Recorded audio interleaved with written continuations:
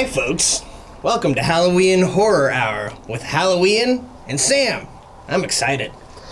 Excellent, Sam. And welcome, goblins and ghouls. We have another spooky evening here for you.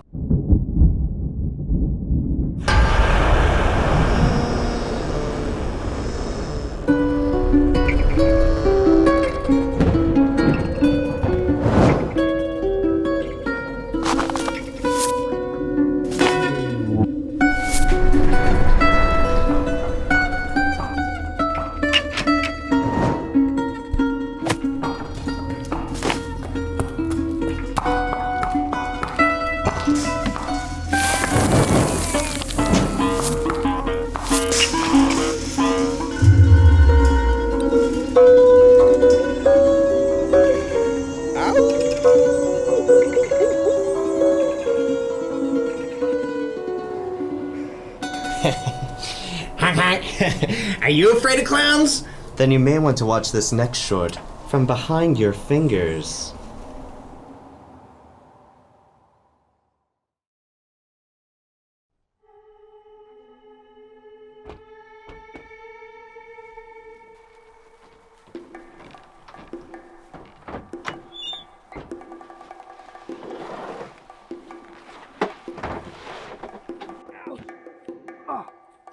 I think that last ride messed up my back. Daisy, back emergency. Chiropractor to the rescue. Come here. Oh. Hey, Renee. Sorry. How was the carnival? It was good. Is everything okay? Yeah, I'm fine. She had a blast. Hey, stop scaring her. You know she doesn't like clowns. Hey, Corey. Okay. That's ridiculous. Clowns aren't scary, weirdo. It's fine. It's not. Look, can you just go away or something? Go bother Bessie. Well, there's the wood. The house is unlocked. I'm gonna be out for the night. Thank you.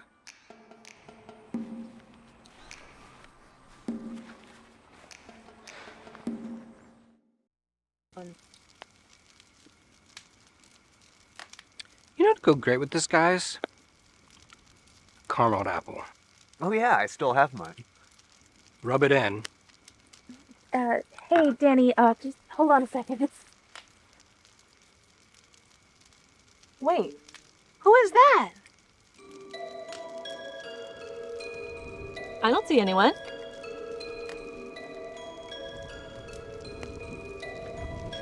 Are you being serious right now? This may be the worst relationship I've ever had. What's going on? I ate his caramel apple and he's really pissed. Really? It's just an apple. Jeez. You can't just go around eating other people's caramel apples, Leslie. Shut up, John. Danny, come on, just come back. I'm sorry. Hey, there it is again. You guys don't see it? Where are you? Where are you? Where are you guys? Hey, you okay? Should we call your cousin? No, I'm fine. Okay.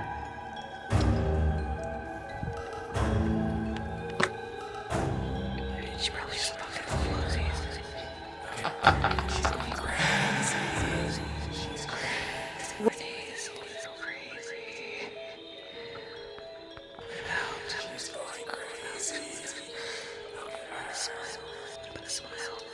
Yeah, that's right. Go ahead. She's crazy. Almost here.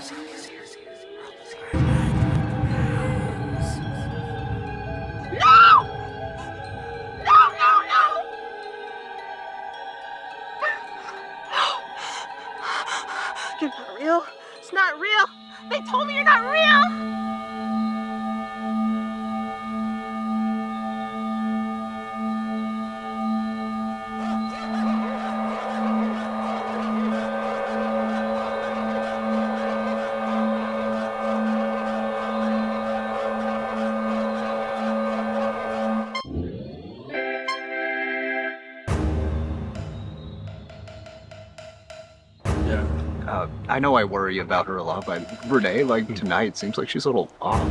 Noticed? Maybe it's just me. I tend to overthink. I don't know what it is about her. I haven't noticed a thing. Please.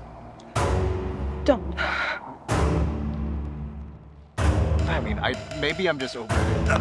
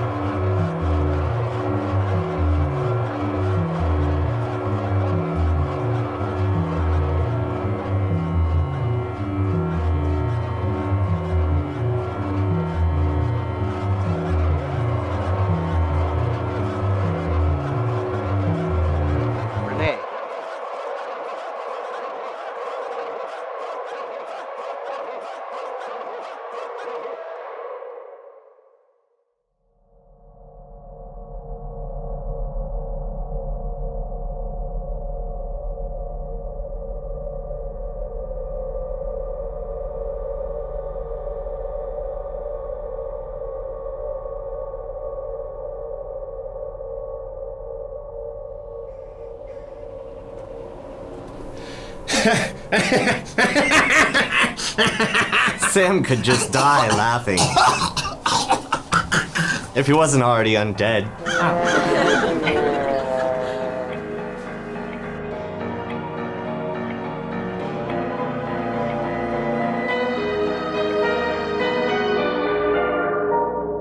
Hello, everyone. My name's Amanda Jane, and every Friday night I host The Darkest Hour on YouTube. If you like true scary stories, anthology series, and all things spooky, you'll love The Darkest Hour.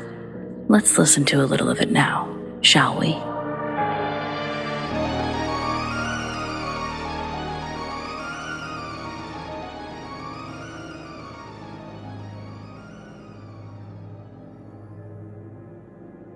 I've been on the road for what seems like a lifetime. Endless stretch of highways, the monotony of passing miles, lonesome nights have all become companions of mine. I'm a truck driver, or at least that's what I do for a living. I guess most would call me a tough guy, but trust me, I've seen things that would make the bravest of folks tremble in fear. Just a couple of years ago, I was driving my beaten-up rig along a desolate stretch of road, somewhere between reality and the darkness. My eyelids weighed heavy, but it was just a few more hours until I reached my destination. You see, those nights, they're the loneliest, when the highway becomes like a sort of canvas for strange, unworldly encounters. As I continued on, my eyes caught sight of something that made my heart seize. There, walking across the bridge highway, appeared an ethereal figure, consumed by a flowing white dress. Time seemed to slow as my truck hurled towards her, and I prepared to hit the brakes, praying she'd move out of harm's way. But just as my old rig shuddered, the ghostly apparition vanished into thin air. Now, at a complete stop, I looked forward, around, even behind. The road lay empty before me, and everywhere else. My mind questioned what had just transpired. I remember doubt danced within my thoughts, conjuring memories of ghost stories shared around campfires as a child. I stumbled out of my truck. My legs felt like they were carrying the weight of 1,000 years. Fear mingled with curiosity compelled me to get a closer look. Stepping onto a now desolate bridge highway, the concrete beneath my boots seemed colder than any place I'd ever known, as if it had absorbed the essence of that white figure. I searched frantically for even a trace of her presence, a shred of evidence to validate what my eyes had witnessed, but there was nothing. No footprints, no lingering scent, just an overwhelming void where she had once been. It was as though she'd stepped out of one reality, melted into another, leaving me questioning my own sanity. As I climbed back into the cab of my truck, a chilling realization. The woman in white, or whatever she was, couldn't be real. It defied all logic, all reason. No living being could just vanish without a trace, without a flicker of evidence. Yet, she had.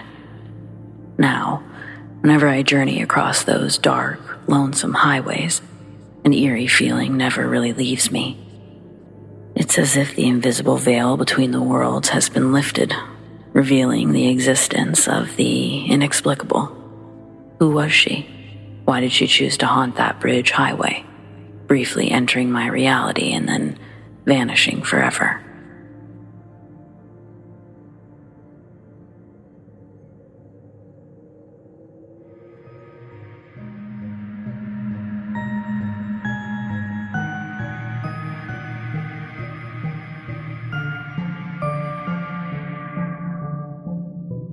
Well, friends, be sure to check out The Darkest Hour YouTube at The Darkest Hour YT every Friday night, or listen to The Darkest Hour with Amanda Jane on Spotify, Apple Podcasts, or wherever you listen to your podcasts.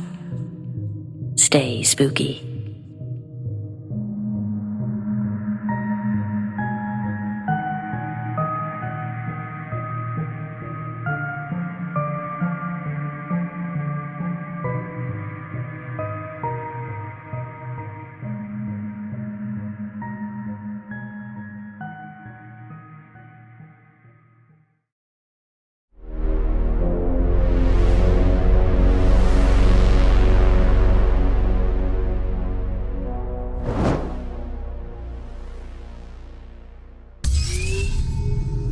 Hello, goblins and ghouls. Welcome back to our talk show segment in the graveyard. I'm not the only ghost with a talk show, but I am the host of this program, and joining me today is Ty Huffer to talk about his short film, Familiar Prey. Hi, Ty. Welcome to the graveyard. What can you tell us about Familiar Prey? What was your inspiration? Where did the story come from?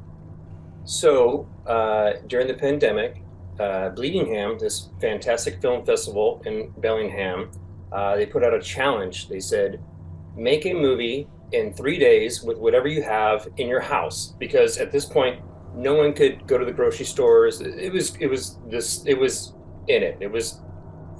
scary times. And so, thankfully, I'm a horror director, so my garage has lots of blood, a fake dead cat, and we wrote a story around that. And my wife, she was the star of it, and she shot part of it. I shot part of it, and she produced it. So it's just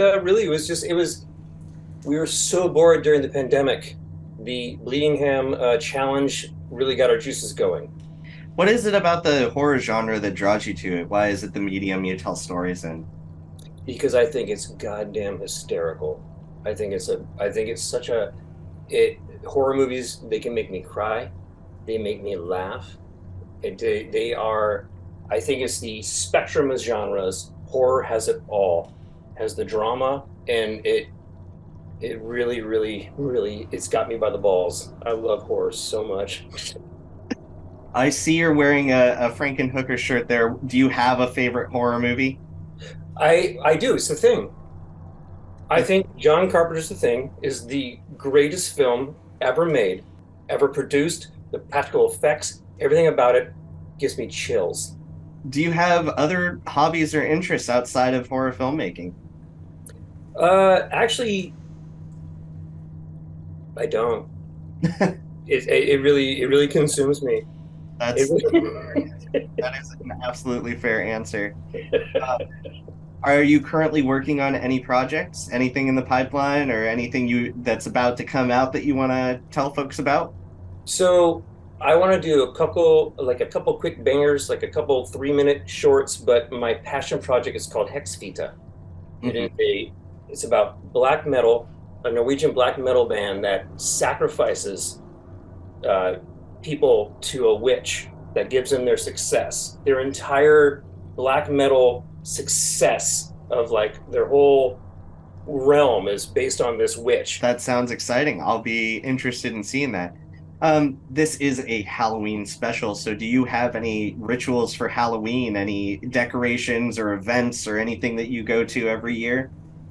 I go to Bleedingham every year. It's Halloween weekend. It's such a fantastic festival.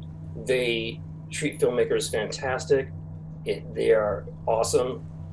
Bellingham, it is up and coming. There's so much talent up there. It's bonkers. And where can find projects or other things you've made? If you go to frankenhuffer.com, it just goes to my Vimeo.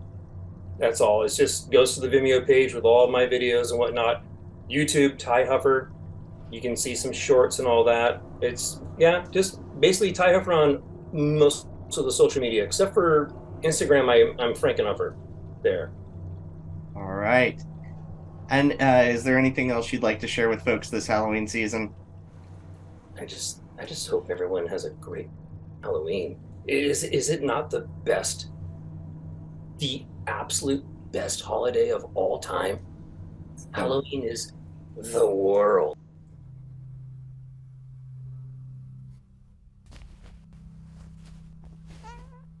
Hey, baby. What is it?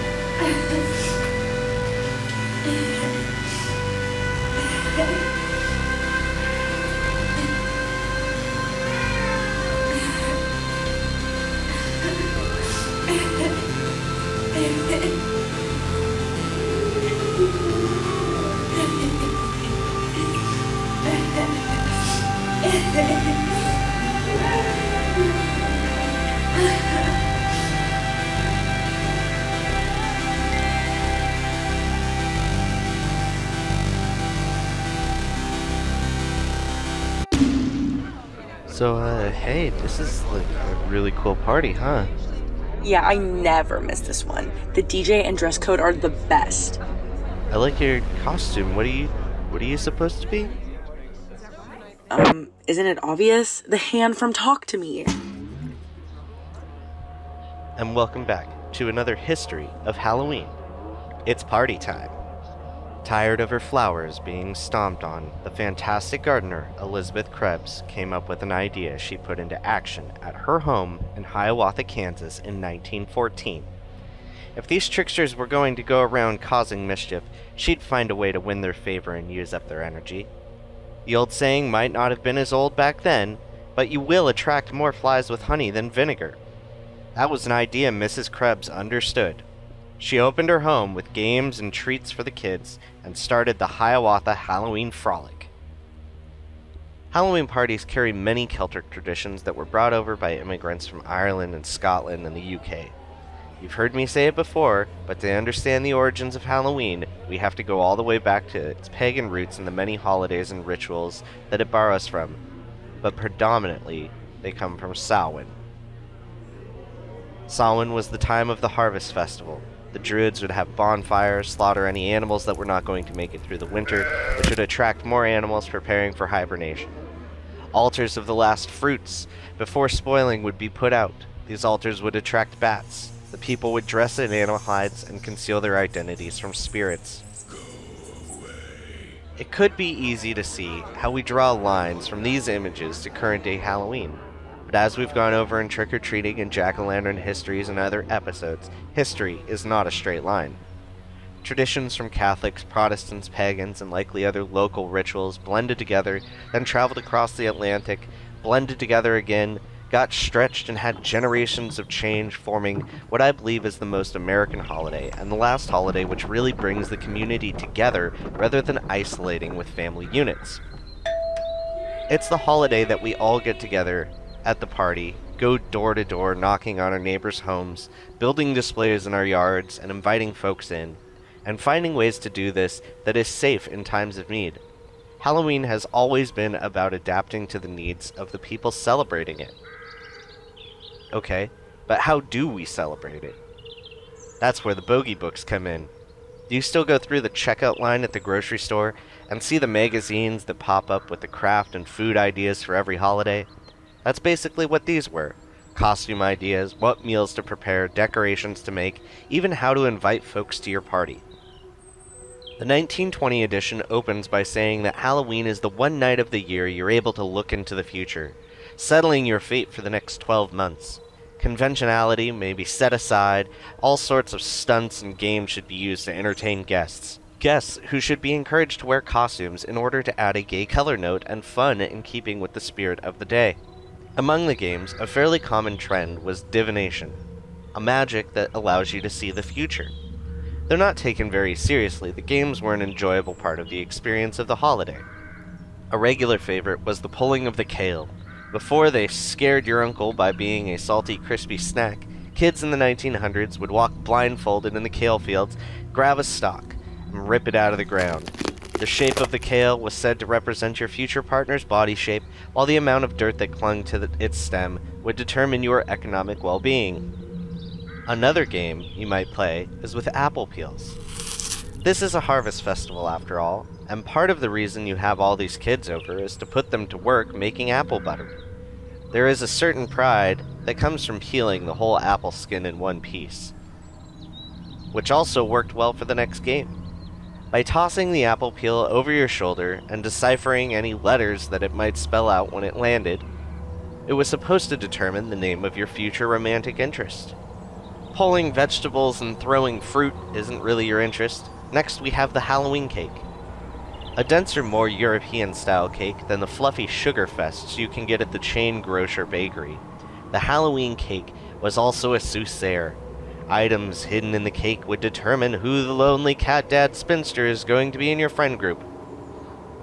Just kidding, these were incredibly gendered, and of course, they were mostly focused on women when it comes to marriage. If you pull the thimble, though, you are going to be the spinster, and you better get used to having cat hair on all your clothes. If you pulled the penny, though, wealth was on the way, and a ring meant marriage was in your future. If you don't consider food to be a reliable source of telling the future, maybe try walking down some stairs, backwards, with a mirror in your hands. Keep your eyes on the reflection, though. Your future love's face shall appear at the bottom of the stairs. This does sound dangerous, but at least you have a mirror to see where the next step is. I believe in certain versions of this, you're also supposed to hold a candle up to the mirror, which I think just increases this to the level of extreme sport, but may also be the precursor to games like Bloody Mary. Okay, love and wealth aren't your concern. You, like me, are a bit more macabre. So we need a way to tell who's gonna die. Well, there's a ritual for that too. Although, it isn't in a bogey book to my knowledge. It is bonfire night according to the druids after all, so you should have a fire already. Now everyone collects a rock. Make sure you remember which one is yours. We are all going to toss them in the fire, and whoever's is gone the next morning will not make it to the next Halloween. Spiritualism and seances brought tools to use as a medium to speak with the dead, and the most common of those today is the Ouija board. First invented in the 1890s, this method of speaking with the dead is often used to ask if someone has a crush on the user or to scare a group of friends. Other games I remember from childhood in the 90s were the titular Bloody Mary, where by invoking her name 3 times in a dark bathroom's mirror, you could conjure her.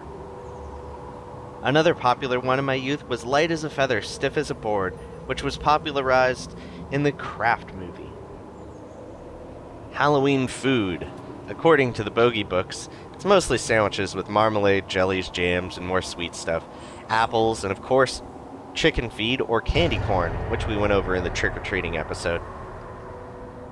Contemporarily, Halloween is not really known for food outside of its sweet treats. But my tradition is usually pizza and too many pumpkin seeds for dinner while I'm watching horror movies. After that, I'll just snack on candy because I over-expect trick-or-treaters, or at least that's what I tell myself. We spend a lot of time talking about kids' costumes in the trick-or-treating history of Halloween, but adults spend more on their costumes, taking up more than half of the $3.6 billion spent on guising last Halloween. Adults do it differently than trick-or-treaters, though. Creativity and originality are rewarded with themed parties, best costume contests, and the blurring of lines between Halloween, Ren fairs, cosplays, and cons. People love dressing up. Throughout history, Halloween was the one time you could put down contemporary sensibility. Dressing in drag, being flamboyant, and discarding modesty have all been hallmarks of the holiday. Possibly being an outlet for many to be themselves in a more authentic way than the pressures of dominant society placed on them in other times. But how exactly did we get a sexy goldfish costume? Well, we can trace that back to World War II. Men at war were sent pinup cards, including the images of women portrayed as sexy witches, vampires, and more. Women seeing these pinup cards and wanting to appeal to the men returning for more began to recreate those costumes in real life. And now when you meet the love of your life dressed as sexy flaming hot Cheetos, you have those inspirational pinup cards to think of. Cultural appropriation and the history of racism is very real in Halloween. Within the last 10 years, there were depictions of characters and cultures and exotification of cultures that would pop up in Halloween shops. We've started to make a move away from this, but remember, somebody else's culture is not your costume. Alright, so now you've got some traditions figured out, you've got your costume, and you're looking for a party to go to. I've got some suggestions for the biggest ones in the world. ones I'm interested in checking out myself. Maybe I'll see you at one. Europe's largest Halloween festival appropriately takes place in Ireland. Parades, fireworks, pub crawls, and more draw an average crowd of 40,000 attendees for this amazing event. I hope to one day attend this one myself. The many haunted houses, art installations, performers, and this traditional and ancestral setting of the holiday means if you're not in costume, you're sure to be the only one. Salem, Massachusetts is a city that now thrives on Halloween. In 1692 and 1693, more than 200 people were accused of being witches, 19 of which were brutally hung. As we've discussed, the holiday of Halloween has strong rooting in divination, spiritualism, and witchcraft. It's only fitting that the witches came back in numbers almost 300 years, not right to the day, to provide many ritualistic services, ceremonies, psychic readings, tarot, and more. It was not the new kid that lit the black candle, though. It was the city itself in 1982 who began promoting the Haunted Happenings Festival, drawing 50,000 attendees in its first year. The next party is a little bit more exclusive.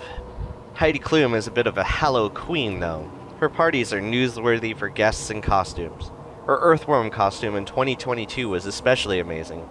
It is the Hollywood Celebrity Halloween Party, and this year will be the 22nd of its kind. The last entry on this list, claiming to be the Halloween capital of the world, Anoka, Minnesota. They have house decorating contests, multiple parades, haunted houses, and more. Of the ones on this list, it is the closest to me, and a very bold statement given the contenders. I might just have to see it for myself. And that's all for this edition of the History of Halloween. I know that you're in it, but No one is gonna be able to. Just don't worry about it. Don't worry about it. Okay. It's motion cap. What do you want? They're ready for you? Just don't worry. We'll be right there. We're fine. We're fine. They're next.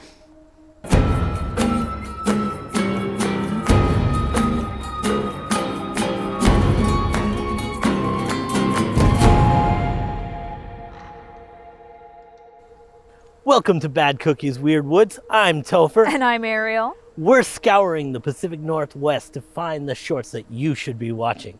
And then we're going to tell you where you can watch them. First up, we have Don't Look at My Legs. Take it away, Ariel.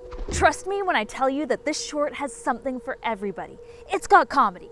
It's got social commentary. It's got soul-crushing madness and depravity. It's got puppets. And it was made in only 48 hours. Become a flosser. Check out Don't Look at My Legs over on the Butt Floss YouTube channel.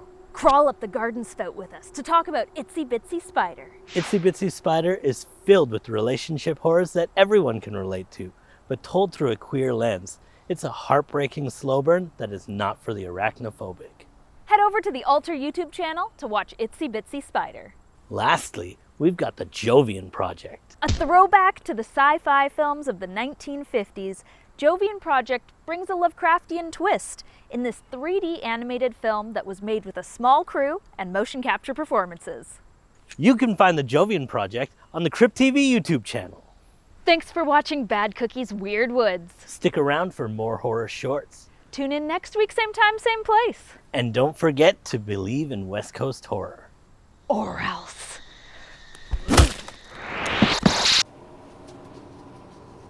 Scary, what's wrong? Uh-oh. I better get her something to eat.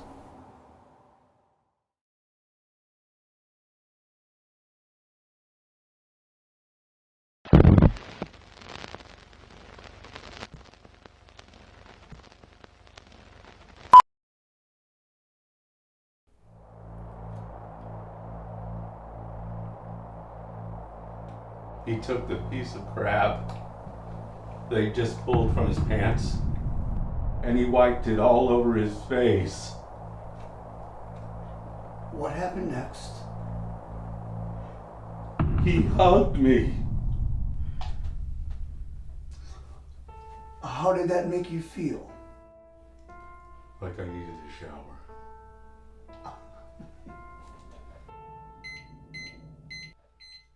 Oh, well, that's it. See you next week. Thank you, doctor. I feel so much better.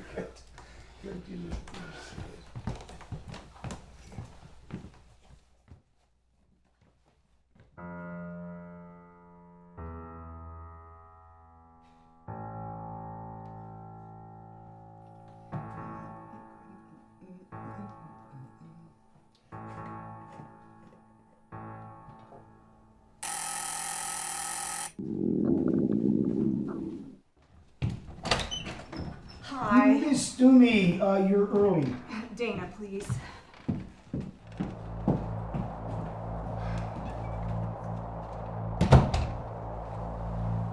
Go on, Howard, have a seat. Dana.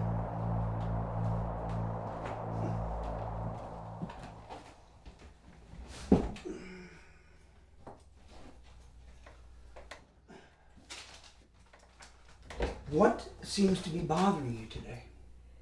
Well, I don't feel very satisfied in my field.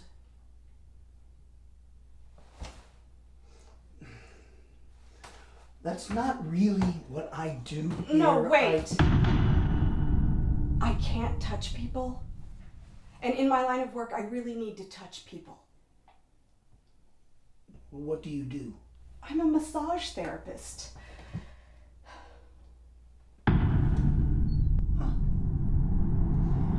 You know, I've had this really terrible knot by my shoulder. Do you think you can fix it? Oh, I don't know. No, please. Come on, give me a try. I don't know. It's really bugging me. Okay, I guess.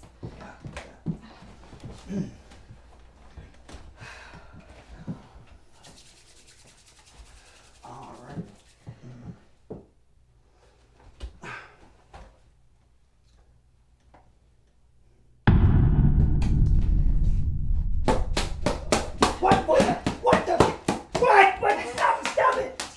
Stop. That is not helping. Well, some of my clients really like that. You really are in the wrong line of work. Here. Take this card. Call that number. Someone there might be able to help you find a new job. Well, that's it? That's it.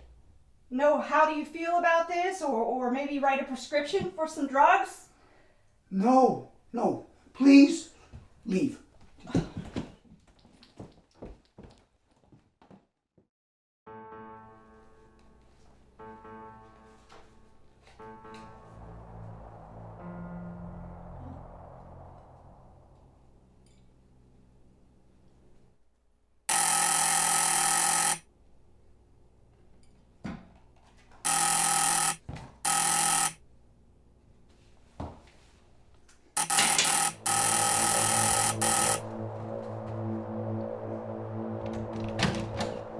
What? I'm Dr. Perry. Erin doesn't have an appointment right now, but can we please come in? Why? She needs you. Oh, brother, what is it now?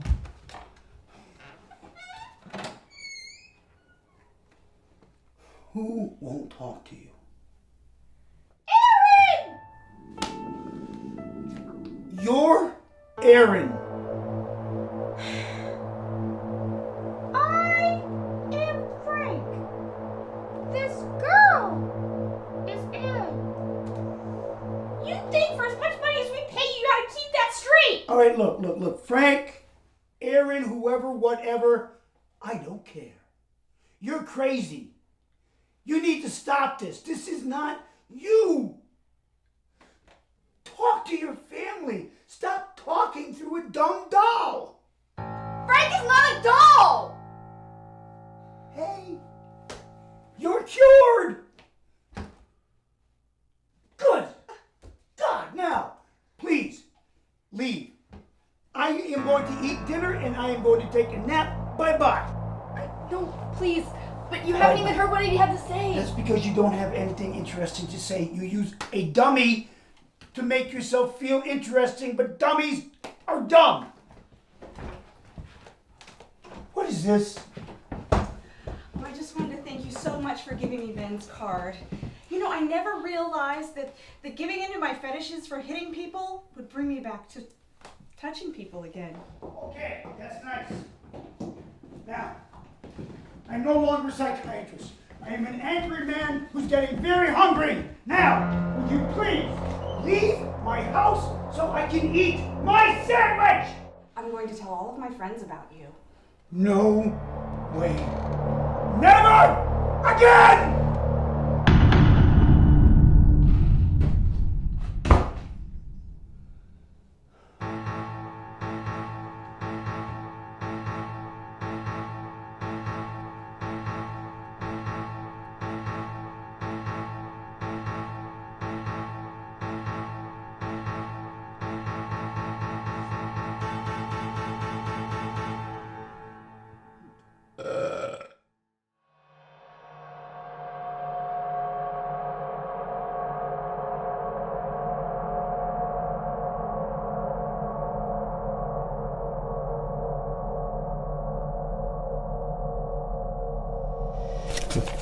Just like the doctor in that short, Scary needs to regulate her blood sugar.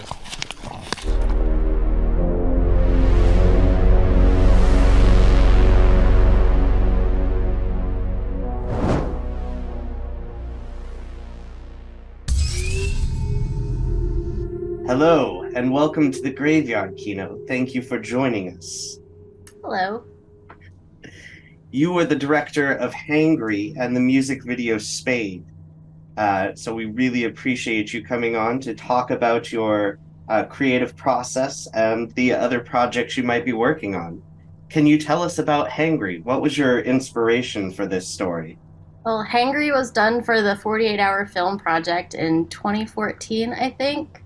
And I actually drew comedy, and I did not know how to do comedy at the time. I'm still not even sure I know how, but I think it's actually kind of funny, so maybe the comedy actually works. Yeah, I do find Hangry quite humorous, as I'm sure many of our viewers did as well. And for Spade, what was your inspiration for that? Can you tell us about the musicians and the imagery that you were working with there? Angel Spit contacted me. We worked on a few things together previously. Angel Spit has been like a good friend, like over a decade, I guess now. And he really liked some of my other short films that I've done, like Reaper and some other things. And he really wanted something for this new album and the song Spade to be a lot like the film from The Ring, like the VHS tape. So I was trying to go with something along those lines, but then I was also really inspired by the Bothell crows, because I live right by the Bothell crows, like right where they roost. So I see them like every night, just flying, covering the sky in black feathers and everything, and it's just really cool. Fantastic. Do you have a favorite horror movie? My favorite horror movie is American Psycho. Okay. Is kind of that true crime or brutal your favorite subgenre of horror? Not really. It's probably more like the psychological, I don't know, anything that has to do with psychological stuff. It really gets to me, and yeah. Great. What other hobbies or interests do you have? I am an avid horseback rider. Excellent. Are you currently working on any other horror projects or music videos, anything Halloween related? I'm working on a novel called The Haunted Ones. It might be related. Is that still kind of under wraps at this point? Kind of, a little bit. It's not like, I want to say I'm probably in the self-publishing stage. Like, I'll probably release it within the next few months. I'm not entirely sure when. I don't have a release date yet. Where can folks find other projects you've worked on or follow the work that you're doing so they can stay up to date? All of my films are on YouTube. You can also find my sideshow performances on YouTube. And you can find everything at nitokino.com and kinobedemented.com. And what's the YouTube channel for folks? It's Kino McFarland. There's also Nito Kino, which is most of the films, but Kino McFarland is my personal one, and that's where most of my sideshow stuff is. Fantastic. Are there any specific recommendations for folks checking those out? Any things you want to say about those other projects you've created? I highly recommend people watch Reaper because it's like a poetry film and it's experimental and it's probably one of my favorite things I've ever done, and it's probably one of my most personal because it's about my battle with mental illness. Other than that, I want to say, no, this is probably the one that I would recommend. Great. Do you have any rituals or special traditions you have for Halloween or Samhain? Usually I'm working. Like, the Halloween season is usually like a big time for sideshow. So like you'll see me on the stage somewhere, eating fire or escaping from a straitjacket or walking on broken glass or whatever. We'll be right back after this message from our sponsor.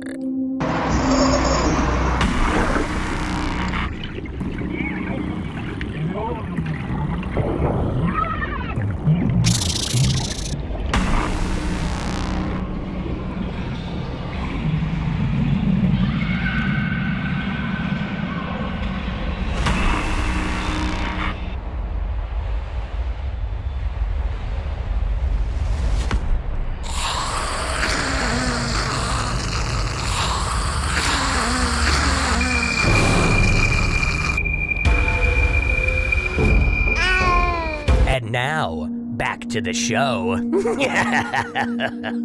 From Haxan to Night of the Living Dead, Black and White has played a crucial role in the genre of horror.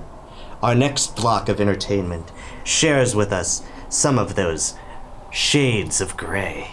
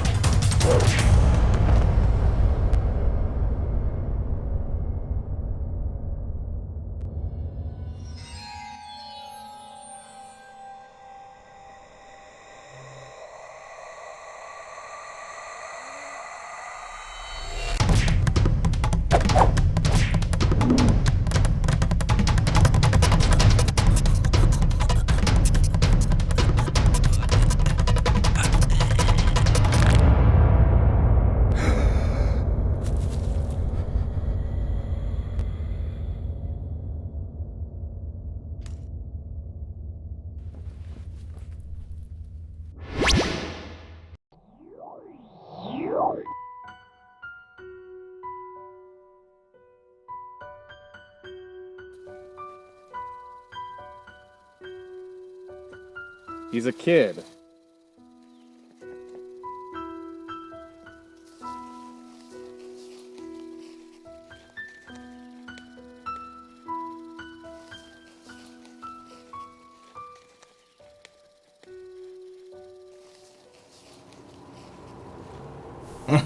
Well, we hope you enjoyed the show, folks.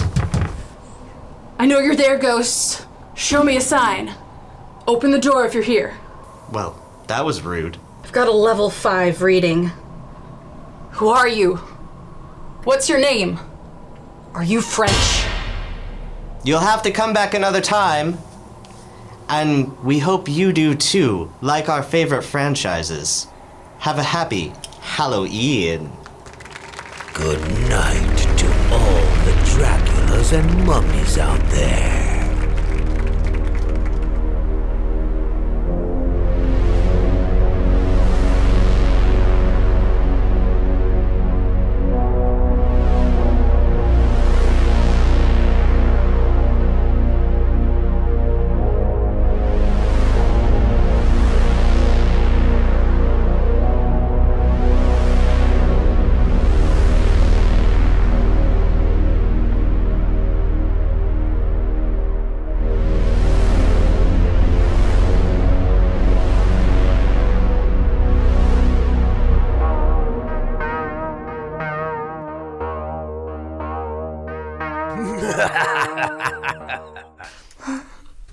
One more time. It's bad.